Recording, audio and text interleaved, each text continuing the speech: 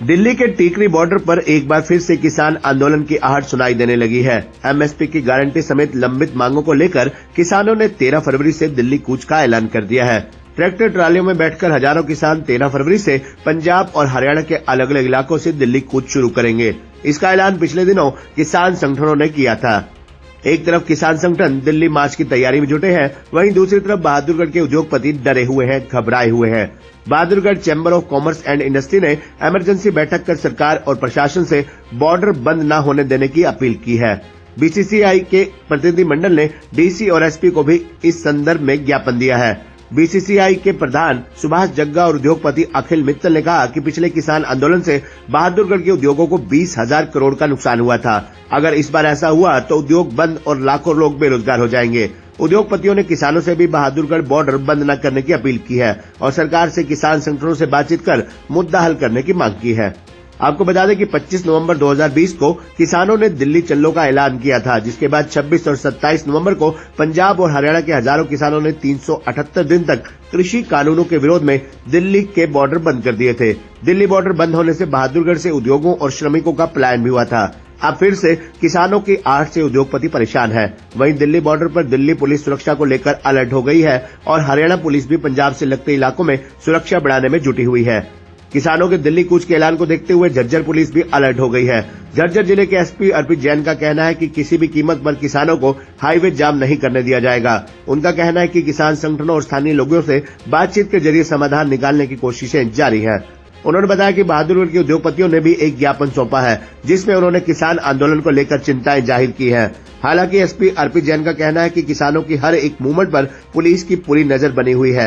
ऐसे में आने वाले समय में किसानों का क्या रुख रहता है और पुलिस प्रशासन के साथ साथ सरकार भी किसानों को मनाने में कामयाब हो पाती है या नहीं, ये देखने वाली बात होगी। सरकार से भी और किसानों से भी, दोनों से जो निवेदन है वो ये कि जैसे पिछली बार भी एक बहुत कन्फ्लिक्ट की सिचुएशन पैदा हुई, बहुत लंबे समय तक आंदोलन चला, उसमें किसान भाइयों ने भी बहुत सफर किया, अपना घर वगैरह छोड़कर आंदोलन के अंदर आए और आखिर में जब मुद्दा सॉल्व हुआ तो वो सरकार के साथ बातचीत करके ही मुद्दा सॉल्व हुआ।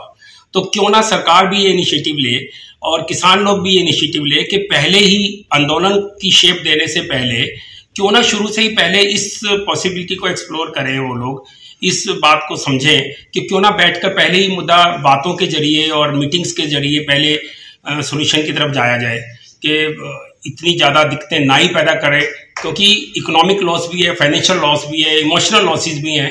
किसानों के लिए कोई आसान थोड़ी था इतना बड़ा आंदोलन करना और सब अपने घर वगैरह को छोड़कर आना।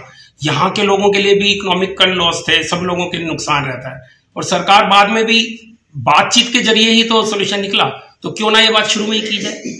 यही हमारा अनुरोध है दोनों तरफ कि बातचीत की जाए और सोल्यूशन की तरफ जाया जाए। जी क्या चाहते हैं? आज हमारी ये मीटिंग का मुद्दा ये है कि जैसे कि खबर आ रही है कि 13 तारीख को हमारे किसान भाई दोबारा इस आंदोलन की राह पे चलने वाले हैं।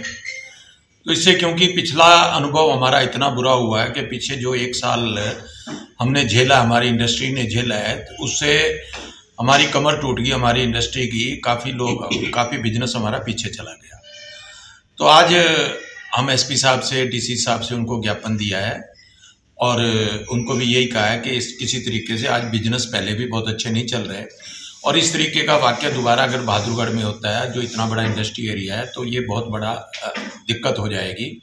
इंडस्ट्री ऑलरेडी सफ़र कर रही है तो ये और ज़्यादा सफ़र करेगी।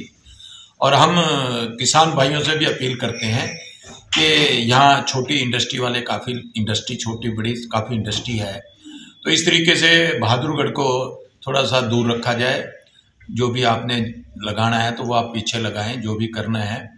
तो सरकार से भी हमारी गुजारिश है कि किसान भाइयों के साथ देखिए, हमारी बैठकें चल रही हैं इसमें और सभी से बातें भी हुई हैं और जैसे कि जो बीसीसीआई है या फुटवेयर पार्क एसोसिएशन है बहादुरगढ़ की, उन्होंने ज्ञापन भी दिया है डीसी साहब को और मुझे, और उनका यही कहना है कि कोई भी कानून व्यवस्था नहीं बिगड़ना चाहिए, आम नागरिक जो है वो यहाँ का परेशान नहीं होना चाहिए।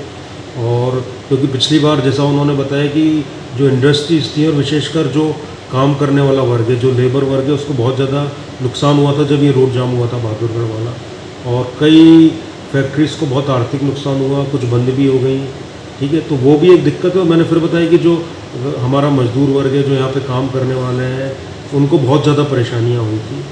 तो इसी विषय में वो लोग मिले थे और उन्होंने इसी विषय में अपना जो है एक विरोध जताया है।